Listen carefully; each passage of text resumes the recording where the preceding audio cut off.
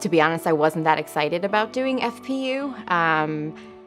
I felt like financially we were doing fine, and we didn't have debt, and we've been saving, and we've been tithing. So, but I felt like it was honestly a step of obedience and also leadership. So so we've been doing one of the couples groups. Yeah, so God is always amazing with these things. He treats me like a child, and these things like I don't want to do, and I kind of stamp my feet, and then I say, okay, I'll do it. And then, as he usually does, he blesses us in so many ways when we're obedient. So right after maybe the first or second class, when we started doing the budget, which I was reluctant to do, and I think I was scared because I wasn't sure I would like what I found when I started looking really closely at how we were spending. But we just started tracking everything, and my husband, Dean, started looking at our bills, and there was a charge on for our sewer bill that was really high. It was a monthly or quarterly charge. And he said he'd noticed it and always wondered, like, why is it so expensive?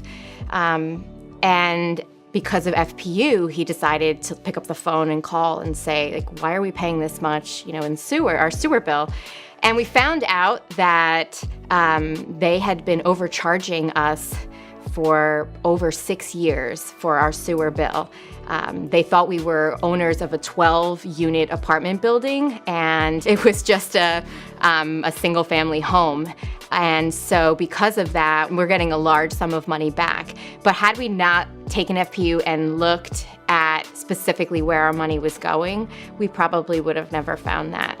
We started to ask the question, are we really being faithful with the rest of our funds, and do we really like where it's going? So we really started looking more closely at our finances in general. The credit card piece, I was blown away by the statistic that people who use credit cards spend up to 40 or 50% more than people who don't use credit cards. And I think that's true for us. I think that because it's not coming out of a debit card and we know we can probably pay it off, we're probably wasting a lot of money.